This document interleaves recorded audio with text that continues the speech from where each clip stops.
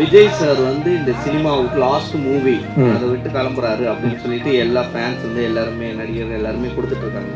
So நீங்க என்ன சொல்ல வரீங்க அவர் சினிமா விட்டு போகிறத பற்றி? இல்லை, நல்ல கலைஞர், நிறைய திரையர்களை நிரப்பிட்டு இருக்கிறாரு. அவருக்கு பெரிய ஃபேன் ஃபாலோவிங் இருக்கு. தொடர்ந்து நடிக்கணும். பட் அவர் நினைச்சிருக்க விஷயத்த பண்ணிட்டு நடிக்க முடியாது இல்லையா? ஒருவேளை ஜெயிச்சிட்டாருன்னா நடிக்க வாய்ப்பு கிடையாது. ஸோ அதனால காலம் தான் பதில் சொல்லணும். எனக்கும் என்ன நடக்க போகுதுன்னு தெரியல. விஜய் சாரோட மாநாடு வந்து ஒரு இண்டஸ்ட்ரியே போற மாதிரி ஒரு தகவல் இருக்கு. நீங்க விஜய் சார் கிட்ட மாநாடுக்கு வந்து போகக்கூடிய வாய்ப்புகள் இருக்கா? எனக்கு அவ்வளோ அரசியல் அறிவு கிடையாது. அரசியல் இல்லாம மாநாடுனா என்ன?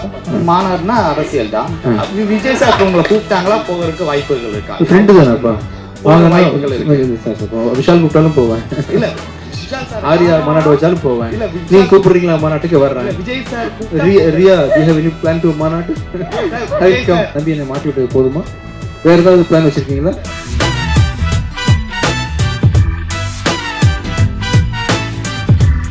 ஒரு கொஸ்டின் கேட்கணும். ஆக்சுவலா விஜய் சார் வந்து இந்த சினிமாவுக்கு லாஸ்ட் மூவி அதை விட்டு கிளம்புறாரு அப்படின்னு சொல்லிட்டு எல்லா ஃபேன்ஸ் வந்து எல்லாருமே நடிகர்கள் எல்லாருமே கொடுத்துட்டு இருக்காங்க. ஸோ நீங்க என்ன சொல்ல வரீங்க அவர் சினிமா விட்டு போகிறத பற்றி? இல்லை, நல்ல கலைஞர், நிறைய திரையர்களை நிரப்பிட்டு இருக்கிறாரு. அவருக்கு பெரிய ஃபேன் ஃபாலோவிங் இருக்கு. தொடர்ந்து நடிக்கணும். பட் அவர் நினைச்சிருக்க விஷயத்த பண்ணிட்டு நடிக்க முடியாது இல்லையா? ஒருவேளை ஜெயிச்சிட்டாருன்னா நடிக்க வாய்ப்பு கிடையாது. ஸோ அதனால காலம் தான் பதில் சொல்லணும். எனக்கும் என்ன நடக்க போகுதுன்னு தெரியல. வெயிட் பண்ணிட்டு இருக்கேன். விஜய் சாரோட மாநாடு வந்து ஒரு இண்டஸ்ட்ரியே போற மாதிரி ஒரு தகவல் இருக்கு. நீங்க விஜய் சார் கிட்ட மாநாடுக்கு வந்து போகக்கூடிய வாய்ப்புகள் இருக்கா? எனக்கு அவ்வளோ அரசியல் அறிவு கிடையாது. அரசியல் இல்லாம நான் விஜய் சார் மாநாடுனா அரசியல் தான். விஜய் சார் கூப்பிட்டாங்களா, விஜய் சார் உங்களை கூப்பிட்டாங்களா, போகிறதுக்கு வாய்ப்புகள் இருக்கா? ஃப்ரெண்டு தானேப்பா, விஷால் கூப்பிட்டாலும் போவேன். இல்ல ஆரியா மாநாடு வச்சாலும் போவேன். நீங்க கூப்பிடுறீங்களா மாநாட்டுக்கு வர்றேன். Vijay sir are you have any plan to மாநாடு? கிங்ஸ்லி கூப்பிட்டாலும் போவேன். விடுங்கப்பா, விடுங்க. சார் நீங்க ஃபர்ஸ்ட் மாநாடுனா என்னன்னு ரியாக்கு எக்ஸ்பிளைன் பண்ணனும் இல்லையா? என்னப்பா, ப்ளீஸ் கம் டு சொல்லுங்க. ஓகே ஓகே, அதை விட்டுறலாம். Last question sir. லாஸ்ட் நான் கேட்டேன், நீங்க அதை விட்டீங்க. என்னன்னா, எந்த ஒரு தனி மனிதனுக்குமே வந்து கிசு கிசு பேசினாவும் சரி, பேசினா பிடிக்கும், அவங்க மேல கிசு கிசு வந்தா பிடிக்காது.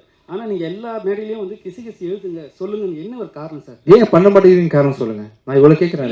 ஏன் பண்ண மாட்டேங்கிறீங்க? இல்லனால தான் பண்ண முடியல. எல்லாரும் கண்டிப்பா பண்ணிட்டு ட்ரை பண்ணுங்களேன். ஒரு மனுஷன் தப்பு இல்லாம இருக்குமா? அப்படி அப்படினா சொல்லிட வேண்டியதுதான். இப்போ 2-3 பேரை வந்து ஒரே மேடையில வந்து லவ் பண்ணிட்டீங்க. சீச்சி, அது ப்ரொடியூசருக்காக பண்ணேன். இந்த ஹிட்லர் படத்தை ப்ரோமோட் பண்றதுக்காக நான் பண்ணேன். இன்னும் பேர் 4 பேர் கூட பண்ணுவேன், கூப்பிடுவாங்க. சரி, இன்னொரு கேட்டேன் சார். கிசு கிசு கேட்டனால இது கிசு கிடையாது. ஒரு டைரக்டர் ஒரு விஷயத்தை சொல்றாரு, ஆனா விஜய் ஆண்டனி சார் மட்டும் வித்தியாசமா பண்றாரு. ஏன் என்ன பண்றாங்க? ஆமா, ஒரு டயலாக் சொல்றாங்க, அந்த டயலாக்கே நீங்க வந்து மாத்தி அது அவர் வந்து ரொம்ப ஸ்டைலா சொன்னாரு, இன்னும் பொய்டிக்கா சொன்னாரு. உங்களுக்கு வரும், எனக்கு வரல. அதனால தான் ரொமான்டிக் படம்லாம் பண்ணல. நெக்ஸ்ட் டைம் நான் வந்து கண்டிப்பா இம்ப்ரோவைஸ் பண்றேன். தேங்க்யூ. வரைக்கும் மட்டும் தம்பி என்னை மாட்டி விட்டது போதுமா? வேற ஏதாவது பிளான் வச்சிருக்கீங்களா?